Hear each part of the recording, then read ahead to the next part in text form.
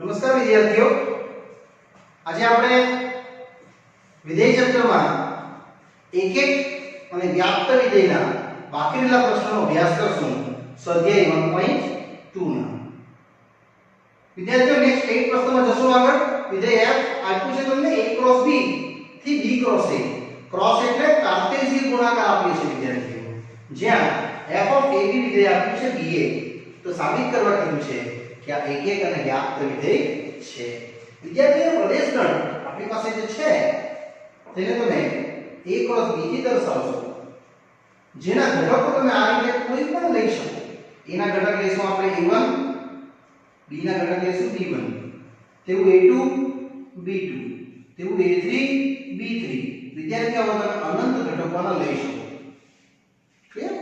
એ બધા ઘટકોમાંથી આપણે ચકાસવાના છે f of ab બરાબર f of ba. યસ, હવે આપણે લઈશું આપણું જે મેઈન વ્યાખ્યા હતી. વિદ્યાર્થીઓ આ પ્રશ્ન પરીક્ષા લક્ષી આવ્યું છે. હવે આપણે જશું તો ધારો કે a1 થી b1, a2 થી b2, અને તમારે x1 સમજવાનું છે અને આને x2 સમજવાનું છે. belongs to કોને? તો પ્રદેશને. પ્રદેશ કોણ છે? તો a ક્રોસ b એનો ઘટક છે. માટે હું લખીશ f of, અહીં લખતા હતા આપણે x1, એટલે વિદ્યાર્થીઓ તમારે અહીંયા a1 b1 લખવાનું રહેશે. અહીંયા x2 લખશું એટલે a2 b2 રહેશે. હવે અહીંયા જો f of ab છે કેટલું? b. તો આ શું થઈ જશે? b1 a1 same. આ શું થઈ જશે? b2 a2. ને હવે તમે આની વિદ્યાર્થીઓ આની સાથે સરખાઈ કરો તો તમને મળશે b1 બરાબર b2 તથા a1 બરાબર a2. આ બંને આની સાથે સમાનતા બતાવે છે અને બંનેને ઇક્વલ કરો તો પાક્કું તમે કહી શકો કે માટે f of a1 a2 જે ઇક્વલ આવ્યા તેમાં અહીંયા આ બે ઇક્વલ આવશે a1 b1 બરાબર a2 b2. કારણ કે તમને જ્યાં a1 છે ત્યાં a2 મળ્યું જ છે. માટે વિદ્યાર્થીઓ તમે કહી શકો કે f એ એક વિધેય છે. અહીંયા તમે એક આ પૂર્ણ કર્યું. હવે વ્યાપ્ત માટે શું જોવાનું હોય? વિસ્તાર. યસ, હવે વ્યાપ્ત માટે આપણે શું કરવાનું? વિસ્તાર મેળવતા. વિદ્યાર્થીઓ વિસ્તાર શું આવશે? વિસ્તાર તમે પ્રત્યેક જ્યારે એવી મૂકશો એટલે તમને b જ મળવાનો છે. યસ, વિસ્તાર તમને વિદ્યાર્થીઓ આ જ મળશે. rf કેટલો? b ક્રોસ a એટલે a ક્રોસ b મળવાનો છે. તમે આમાં જે પણ પ્રદેશની કિંમત મૂકશો એ તમને b ક્રોસ a ના ફોર્મમાં જ મળશે. મારી મિસ્ટેક છે ને, તમને b ક્રોસ a ના ફોર્મમાં જ મળશે. અને જે આપણો સહપ્રદેશ છે વિદ્યાર્થીઓ આ ફોર્મમાં જ મળશે. કારણ કે તમે જેટલી બી કિંમત મૂકશો a1 b1 તો શું થઈ જશે? b1 a1. એટલે આવી રીતે કિંમત મૂકી આવજો. જો પહેલું મૂકીએ f of a1 b1, પછી f of a2 b2, f of a3 b3. તમે જેવી કિંમતો ભરશો f of a1 b1 તો આન્સર શું આવી જશે? b1 a1 next, b2 a2 next, b3 a3. આ બધા મૂલ્યો આને બિલોંગ કરશે. કોને? b ક્રોસ a ને. એટલા માટે વિદ્યાર્થીઓ લખ્યું છે કે માટે f એ કોના બરાબર થઈ ગયું? a સહપ્રદેશ બરાબર. એ લખ્યું છે ને, પાછું લખ્યું છે. માટે f એ વ્યાપ્ત વિધેય છે એવું વિદ્યાર્થી મિત્રો અહીંયા મેં સરળતાથી કહી શકું. નેક્સ્ટ આવે છે પ્રશ્ન આમાં જ 9. એ પણ બહુ જ સરળ છે, તમે તરત જ સમજી જાઓ તે પ્રકારનું છે. 9 છે f વિધેય છે n થી n અને fx છે એક n+1/2 અને n/2. અહીંયા આપ્યું છે જો n અયુગ્મ અને અહીંયા જો n યુગ્મ. પ્રત્યેક n બિલોંગ્સ ટુ પ્રાકૃતિક.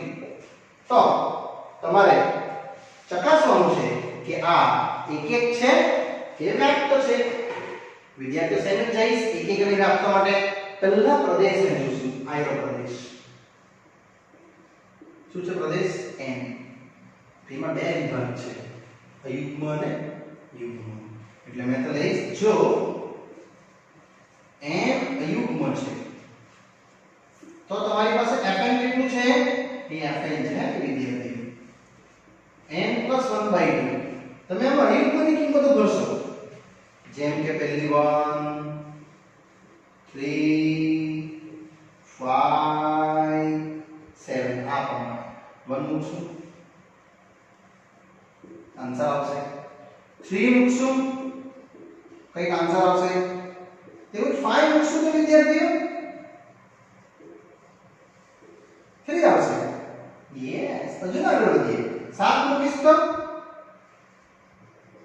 તમે જો કોઈ નંબર રિપીટ થતો છે તો નાજી આમાં જ જઈશ અયુગ્મ વિધેય માટે. આ રીતે અયુગ્મ હવે યુગ્મ માટે જો n યુગ્મ છે તો મને fn આપ્યું છે કેટલું? વિદ્યાર્થીઓ આમાં તમારે યુગ્મ કિંમત જ ભરવાની છે. જે પણ દેખાય એમાં તમે યુગ્મ મૂકતા જાઓ. યસ, 2 મૂકશું તો 1, 4 મૂકશું તો 2, 6 મૂકશું તો 3, 8 મૂકશું તો 4. જોઈ લો આન્સર રિપીટ થાય છે. યસ, અને તમે એક એક વિધેય નથી એવું ઓળખી શકો. વ્યાપ તો પછી જોશું, પહેલા મેં તમને આ જ બતાવીશ. આપણે જે પ્રદેશમાં કિંમત મૂકી તેમાંની થોડી કિંમતો. 1 લીધું ત્યારે 1 મળે છે, પણ વિદ્યાર્થીઓને 2 લીધું ત્યારે બી 1 મળે છે. જો ત્યારબાદ 3 લીધું ત્યારે તમને 2 મળ્યું, તો 4 લીધું ત્યારે બી 2 મળ્યું છે. આયું બસ બે આકૃતિમાં બે ઘટક ચાલશે. માટે f1 = f2 = 1 એટલે f1 = f2, પરંતુ વ્યાખ્યા વેલિડ નથી થતી. માટે f એ એક એક વિધેય નથી આવું વિદ્યાર્થીઓને કહી શકું. હવે નંબર આવે છે વ્યાપ્તનો. ચાલો બોલો, વિસ્તાર કેટલો આવશે? યસ, આયો વિસ્તાર 1 2 3 4. આમાં બી h તમે કેટલા બી નંબર મૂકતા જાઓ તમને વિસ્તાર આ જ મળશે. 1 2 3 4 5 6 આગળ ડોટ. કેટલું લાવવાનું હતું આપણે? આયો આ સહપ્રદેશ લાવવાનો હતો. આવી ગયો તો હાજી આવી ગયો. અહીંયા તમે એને લખી શકો સહપ્રદેશ એટલો છે. માટે f એ શું આવશે? યસ, વ્યાપ્ત વિધેય છે એટલે એક એક નથી પણ વ્યાપ્ત પાક્કું છે. યસ, હવે આપણે નેક્સ્ટ નંબર વધશું આગળ. ચલો વિદ્યાર્થીઓ, નેક્સ્ટ પ્રશ્ન આવે છે પ્રશ્ન નંબર 10. ગણ a r - 3 ને ગણ b r - 1 અને વિધેય આપ્યું છે a → b fx - 2 by x - 3. તો ચકાસવા દીધું છે કે એક જ છે, વ્યાપ્ત છે. વિદ્યાર્થીઓ, આ છે તમારો વિધેય સમય. આ દાખલાને તમારા IMP લિસ્ટમાં રાખવાનું છે. સમય તમને યાદ હોય તો આવું કંઈક શીખવેલા તમને p / q ફોર્મ. યસ, આ પ્રકારનું સમય વિધેય આપણે જોશું. ચાલો પહેલા ચકાસું છું એક એક. એના માટે લઈશ પ્રદેશ r - 3. એમાં ઘટક આપણે ધરશું. ધારો કે x1 x2 belongs to r - 3 જે પ્રદેશ છે અને વ્યાખ્યા છે f(x1) = f(x2) એટલે x - 2. આ રીતે વિદ્યાર્થીઓ આપણે મેળવી દેશું. અહીંયા લખીશ કે 1 1, અહીંયા 2 2.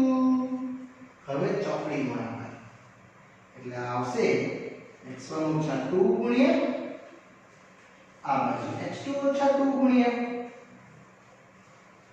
આવું આવશે વિદ્યાર્થીઓ. અને એક્સપાન્ડ એટલે x1 ગુણ્યા x2 ઓછા 3x1 ઓછા 2x2 અને વત્તા 6 સેમ આ બાજુ x2 ગુણ્યા x1 ઓછા 3x2 ઓછા 2x1 વત્તા 6. તમે જોઈ શકો છો આ કેન્સલ થઈ ગયું. સોરી 6 પણ કેન્સલ થઈ ગયું. ફક્ત તમને x1 સાથે x1 ની જોડી બનાવી આપું છું. એટલે -3x1 સાથે +2x1. તેવી રીતે -3x2 સાથે +2x2. તમે જોઈ શકો છો -x1 = -x2.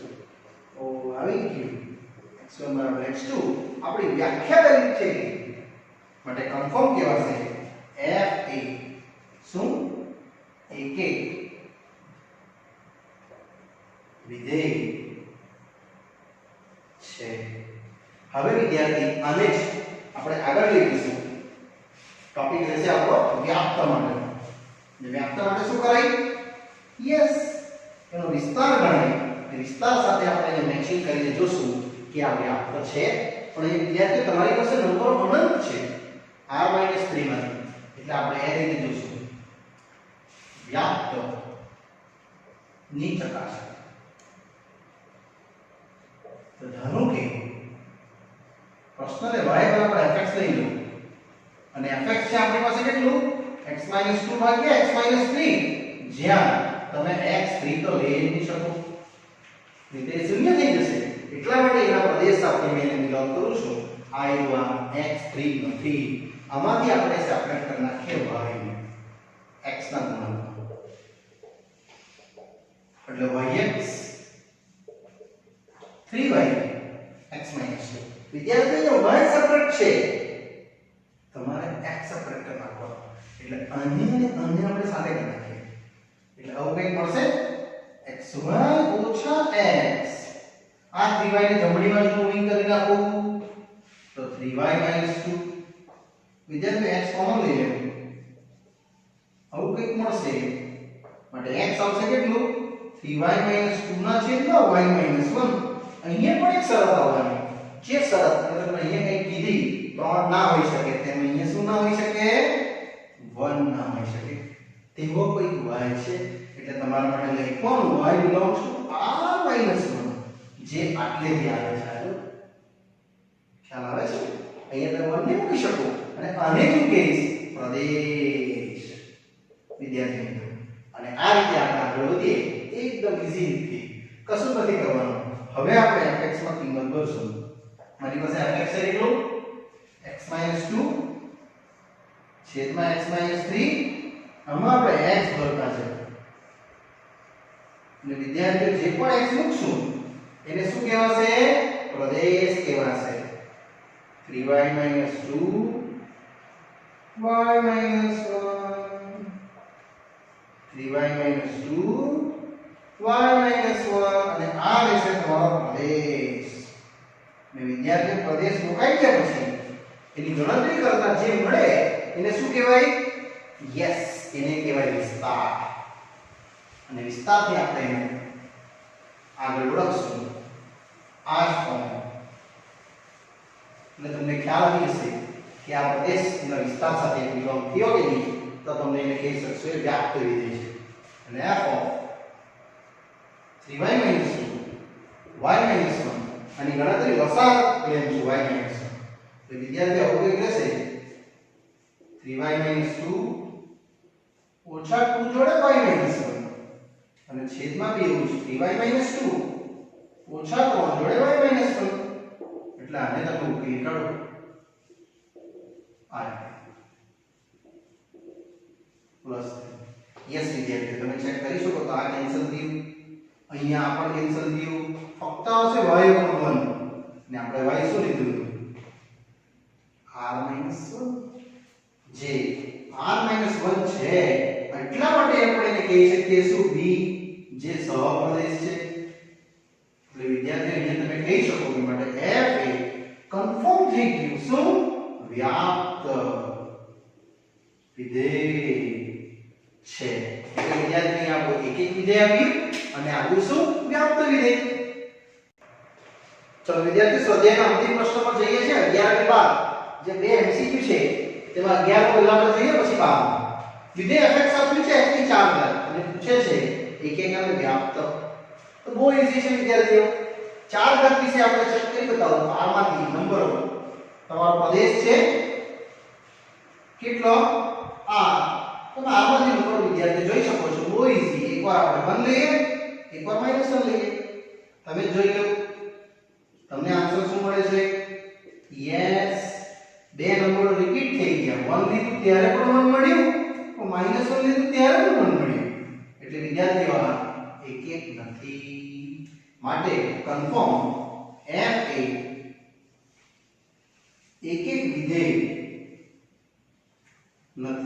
હવે વિસ્તારની વાત કરીએ તો પ્રત્યેક x બિલોંગ્સ ટુ r માટે વિદ્યાર્થીઓ તમને ખ્યાલ હોય તો એનો વર્ગ કરું તો શું બને?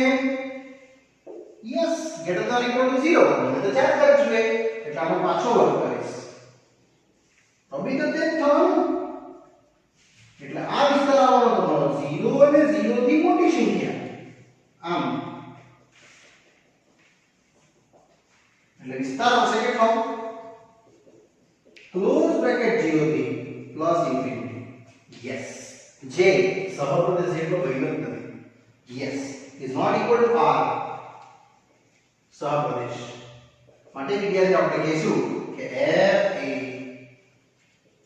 વ્યાપ્ત વિધેય નથી ફાઇનલી તમારો ઉત્તર આવશે f એ એકક તથા વ્યાપ્ત વિધેય નથી બંને વિધેયની છે હવે આપણે બહાર પર જઈએ fx 3x મેં તમને કીધું હતું r થી r માં સિંગલ ઘાત હોય તો પાક્કું એકક પણ હોય જ અને વ્યાપ્ત પણ હોય જ પહેલો આન્સર આવશે ગણતરી બતાવું છું આ જ રીતે યસ આમાં તમે નંબર મૂકી નહીં જશો કારણ કે 3x છે ને અનંત ગણ છે આમાં કેમ કરી જવાય પણ 4 ઘાત એટલે ડાયરેક્ટ બતાવી દીધી મેં તમને અહીંયા આપણે વ્યાખ્યા લઈ જશું x1 x2 belongs to r yes પ્રદેશ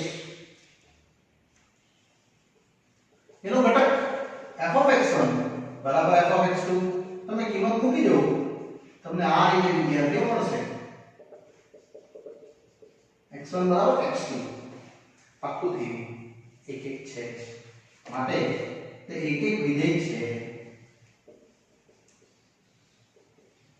આ રીતે વિદ્યાર્થી તમારો એક એક પ્રશ્ન ઉકેલાવી દે હવે હું જાણું છું વ્યાપ્ત માટે તમારે લખવું પડે કે ધારો કે y બરાબર fx શું છે fx 3x x છે y by જ્યાં તમારે લખવાનું રહ્યું y belongs to r પ્રત્યેક અને તમારે કેવું પડશે વિદ્યાર્થી મિત્રો પ્રદેશ અને fx માં મૂકી દો તમે જેવી કિંમત પ્રદેશની મૂકશો એટલે શું મળશે વિસ્તાર અહીંયા પ્રદેશ મૂકું છું y/3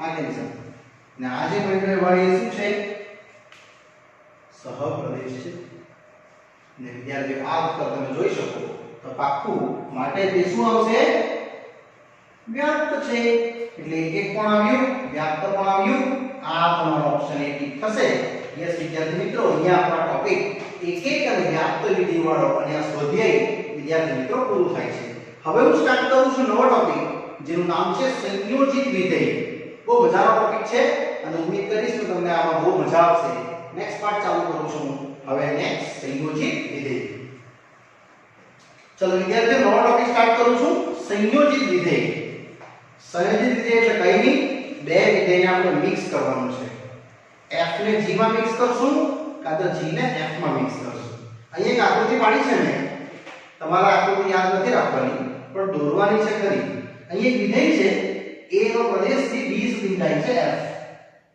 પછી એક બીજું વિધેય છે કે b થી c માં જાય છે g તો એ બેને જો મિક્સ કરીએ આપણે તો આપણું જે વિધેય બનશે એ કયું બનશે GOF અથવા આને વાંચી શકાય કે g નું f ના અંદર સંયોજન તમે પાછળથી આપણે વાંચી શકો f એ g ના અંદર સંયોજિત થાય છે યસ એ શું છે જરા સમજીએ તો તમારું જે વિધેય f છે એ આટલેથી આટલું રનિંગ કરે છે a થી b g જે છે એ કાથી રનિંગ કરે છે b થી c આ રીતે તો વિદ્યાર્થીઓ તમારું GOF રનિંગ કરશે આ રીતે આનું સ્ટાર્ટિંગ લેવાનું આનું એન્ડિંગ લેવાનું એટલે f નો પ્રદેશ લેવાનો કેટલો a અને g નું અંતિમ ક્યાં c માં વ્યાખ્યાયિત છે હવે આની શરત છે વિદ્યાર્થીઓ શરત તમારે યાદ રાખવાની છે કે શરત બિલોંગ થશે તો જ આ વિધેય સાચું શરત છે રેન્જ ઉપગણ ડોમેઇન એટલે વિસ્તાર અને પ્રદેશ એટલો કોનો આટલેથી r of f domain of g r of f કેટલો છે f ની રેન્જ b છે ઉપગણ ડોમેઇન ઓફ g કેટલો છે b આ સત્ય હોય તો જ તમે અહીં લખી શકો કે GOF શક્ય છે કોઈકવાર શરત બિલોંગ નહીં થાય તો તમારે આને અશક્ય છે એવું લખી દેવાનું આ વસ્તુ પાછી બતાવું છું FOG માટે આકૃતિ ઊંધી પણ હોઈ શકે તો આવી રીતે વ્યાખ્યાયિત થશે g નું આમાં કે બતાવ્યું તમને GOF માં f નું સ્ટાર્ટિંગ લીધું મેં પ્રદેશ એટલે g નું એન્ડિંગ લીધું તેમ અમે બી યુઝ કરીશ g નું સ્ટાર્ટિંગ લઈશ કેટલું b અને f નું એન્ડિંગ કેટલું છે b માં વ્યાખ્યાયિત છે ને આમાં પણ વિદ્યાર્થી તમારે શરત લખવાની છે શરત રહેશે રેન્જ ઉપગણ ડોમેઇન એટલે વિસ્તાર એના પ્રદેશ સાથે આનો range of g domain of f આવું જોઈએ રેન્જ ઓફ g g ની રેન્જ કેટલી છે c ઉપગણ ડોમેઇન ઓફ f એ જો આ સત્ય હોય તો જ તમે કહી શકો કે f of g શક્ય છે યસ વિદ્યાર્થી મિત્રો આ રીતે આની કન્ડિશન હશે આટલો પાર્ટ તમારે આના અંદર સમજવાનો છે અહીંયા મેં તમને દાખલા તરીકે સમજાવીશ તમને વધારે સમજ પડશે હું શું કહેવા માંગુ છું તે એક વિધેય f લીધું મેં n થી z અને એક g લીધું મેં z થી z આવી રીતે કોઈ વિધેય લઈ લીધું અને એક્ઝામ્પલ પણ આપું છું fx લીધું છે માની લો કે x + 1 અને gx લીધું છે સમજો કે 2x કોઈ પણ લીધું છે ત્યાં ચકાસવા કહે છે અને જો શક્ય હોય તો મેળવવા કહે છે પહેલા હું સમજાવીશ GOF માટે શરત રેન્જ ઉપગણ ડોમેઇન વિદ્યાર્થીઓ રેન્જ f લેશું ડોમેઇન g લેશું જો f ની રેન્જ એટલે f નો વિસ્તાર કેટલો z ઉપગણ ડોમેઇન ઓફ g g નો પ્રદેશ કેટલો z હવે આ સત્ય છે તો હા જે સત્ય છે એટલે તમે વિદ્યાર્થીઓ આને ગણી શકો GOF ક્યાંથી ગયા f નું આપણે સ્ટાર્ટિંગ બિંદુ લેશું n અને g નું આપણે અંતિમ બિંદુ લેશું z માં શક્ય છે હવે ની ગણતરી બહુ ટૂંકી છે જો GOF g સંયોજન fx આવું કહેવાય છે અને fx ની જગ્યાએ વિદ્યાર્થી મિત્રો કિંમત ભરી દેવાની x + 1 અને ax + 1 વિદ્યાર્થીને ધારી લેશું t આ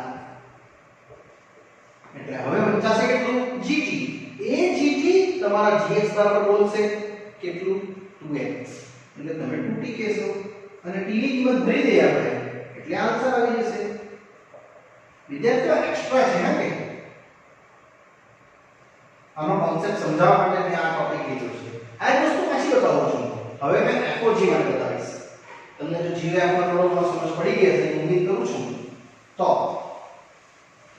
આમાં મેં વિદ્યાર્થીઓ શરત જોવાની છે બાકી દાખલામાં કશું જ નથી કરવાનું તમે બહુ સરળતાથી સમજી જાવ તેવું છે હવે આગળ વધીએ FOG માટે શરત તો શરત સેમ જ રહેશે રેન્જ ઉપગણ ડોમેઇન હવે આવશે રેન્જ ઓફ g પર ડોમેઇન ઓફ f વિદ્યાર્થીઓ રેન્જ ઓફ g g ની રેન્જ કેટલી છે z ઉપગણ ડોમેઇન ઓફ f n જે સત્ય નથી તમને ખ્યાલ હોય તો આ રીતે નંબર સિસ્ટમ ચાલે n w z q I અને અહીંયા આપણું r તો z નો પણ કોઈ દિવસ નહીં હોઈ શકે n z નો પણ હોઈ શકે મતલબ એ શક્ય નથી માટે તમારે FOG શક્ય નથી આવું લખીને આ પ્રશ્ન અહીંયા પૂરો કરી નાખવાનો પણ જો શક્ય હશે તો આ રીતે મેં કિંમતો મૂકીને દાખલો આગળ ગણતે હવે હું સ્વાધ્યાયનો પ્રશ્ન ચાલુ કરું છું વિદ્યાર્થીઓ આ ટોપિકને લગતા એકદમ સરસ મજાનો પ્રશ્ન चलो विद्यार्थी स्वाध्याय में टूको सम લીધો છે પહેલો સ્વાધ્યાય 1.3 નો ફર્સ્ટ વન વિધેય f આપ્યું છે 1 2 3 5 4 1 g આપ્યું છે 1 3 2 3 5 1 અને આ રીતે એ પ્રદેશ વિસ્તાર આપ્યા છે આપણને પૂછે છે GOF ચલો વિદ્યાર્થી બંને બતાવીશ મેં તમને FOG પણ અને GOF પણ સૌપ્રથમ આપણે GOF માટે શરત જોઈ લઈએ શરત નિગમ થાય પછી જ આગળનો વિચાર કરવાનો રેન્જ ઉપગણ domain range of f domain of g આવું લાગશે પાછળથી કિંમત મૂકતી જવાનું હવે જોતા જાઓ r નો અહીંયા જે f છે એનો r એટલે વિસ્તાર f નો વિસ્તાર કેટલો તો 1 2 5 હવે g નો પ્રદેશ d એટલે ડોમેઇન એનો પ્રદેશ g નો પ્રદેશ કેટલો છે 5 1 2 5 યસ જે સત્ય છે એટલા માટે વિદ્યાર્થીઓ GOFX નું અસ્તિત્વ છે. પેલું અસ્તિત્વ ક્યાંથી આવશે? અહીંથી ચાલુ કરવાનું. આમ વાંચો 1 F નું સ્ટાર્ટિંગ G નું એન્ડિંગ. F નું સ્ટાર્ટિંગ કેટલું છે? 1 3 4 G નું એન્ડિંગ 1 3 માં વ્યાખ્યાયિત છે. આ રીતે વિદ્યાર્થીઓ આનો ઉકેલ આવશે. હવેનો ઉકેલ ગણવા જઈએ છીએ. આ રીતે પ્રદેશ છે આનો.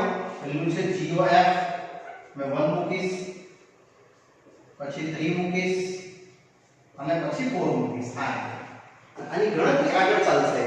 તો G નું F સાથે સંયોજન. ચલો વિદ્યાર્થી મિત્રો અહીં જોશો F1 એટલે આમાં જોશો F માં F1 કેટલું આપ્યું છે 2 એટલે અહીંયા 2 લખીશ. ત્યારબાદ G2 એટલે G ના ખાનામાં જો 2 આવ્યા G2 કેટલું છે 3. નેક્સ્ટ G નું સંયોજન F3. આ O એટલે સંયોજન છે ને વિદ્યાર્થીઓ. O ને વાંચવાનું શું? સંયોજન અથવા ઇંગ્લિશમાં કહેવાય ને કમ્પોઝિશન્સ. ચલો અને નેક્સ્ટ F3 આની વાંચો છું. F3 એટલે F ના ખાનામાં જો F3 કેટલું છે 5. હવે G5 G ના ખાનામાં જો 5 1 નેક્સ્ટ આ રીતે કીધું. G અહીંયા આવશે F4. તમે વિદ્યાર્થીઓ F ના ખાનામાં 4 જો આવ્યો F ના ખાનામાં 4 કેટલું છે 1 યસ. હવે G1 તો G1 કેટલું છે? આયું G1 માં G નું ખાનું 1 કેટલું છે 3. તમે જોઈ શકો આ જે તમારો ઉત્તર આવ્યો એ આમાંથી આવશે. એના બહારનો આવી નહીં શકે. માટે GOF ના ઘટકો મળી ગયા. 1 લીધું ત્યારે 3 લીધું ત્યારે 1 અને 4 લીધું ત્યારે 3.